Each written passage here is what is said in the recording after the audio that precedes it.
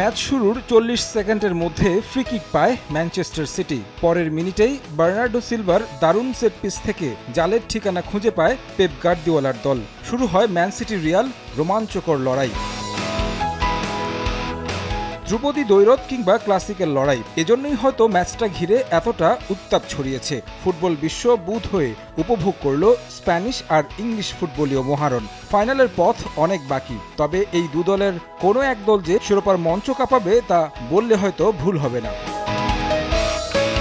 রিয়ালের চোখে মুখে প্রতিশোধের আগুন। গেল আসরে তাদের কাছে হেরেই বিদায় নিতে হয়েছিল সবচেয়ে বেশিবারের চ্যাম্পিয়নদের, তাই ঘরের মাঠে শোধ নিতে সব ধরনের প্রস্তুতি নিয়ে রেখেছিল মাদ্রিদিস্তারা। উয়েফা থেকে অনুমতি নিয়ে মাঠের ছাদ বন্ধ করেছে শুধুমাত্র সমর্থকদের প্রকম্পিত ধ্বনিতে প্রতিপক্ষকে দুর্বল করতে, কিন্তু হলো উল্টো।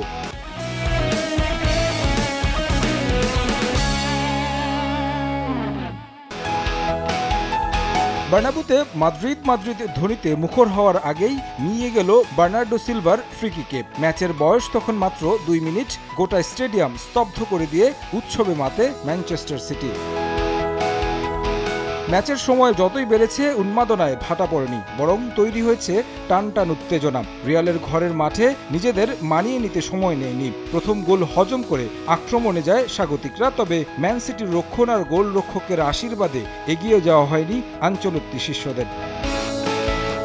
কোচ কার্লো আনচেলত্তির ইউসিএলে ২০০তম ম্যাচ। বার্নাবুতে অবশ্য হতাশ হতে হয়নি তাকে। ১২ মিনিটে সমতায় ফিরে রিয়াল, তবে সেটা সিটিজেনদের আত্মঘাতী গোলে। দিয়াসের পা লেগে বল জড়ায় জালে। ২ মিনিট বাদেই লিড নেয় মাদ্রিদিস্তারা। এবার কোনো আত্মঘাতী গোল নয়, সিটির রক্ষণ আর গোলরক্ষককে বোকা বানিয়ে স্কোর শিটে নাম লেখান রদ্রিগো। এরপর আর কোনো গোল না হলে এগিয়ে থেকে বিরতিতে যায় আনচেলত্তির দল। রোমাঞ্চের পুরোটা জমা ছিল দ্বিতীয়ার্ধে। ৬৬ মিনিটে ফিল ফোডেন গোল করে দলকে সমতায় ফেরান। স্কোর হয় ২-২। ৭১ মিনিটে আরও এক গোল পায় ম্যানচেস্টার সিটি। এবার গোল করেন গবার্দিওল। ৩-২-এ এগিয়ে যায় গার্দিওলার দল। সান্তিয়াগো বার্নাবুতে আধিপত্য ধরে রাখতে একটার পর একটা আক্রমণ করে গেছে রিয়াল। ৭৯ মিনিটে সমতায় ফেরে লস ব্লাঙ্কোস। শেষ পর্যন্ত আর কোনো গোল না হলে সমতায় শেষ হয় high voltage match.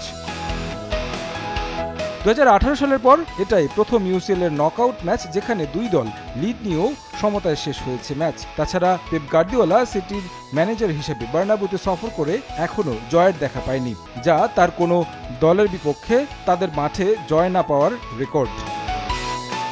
Tarique Hasan শিমুল, সময় সংবাদ।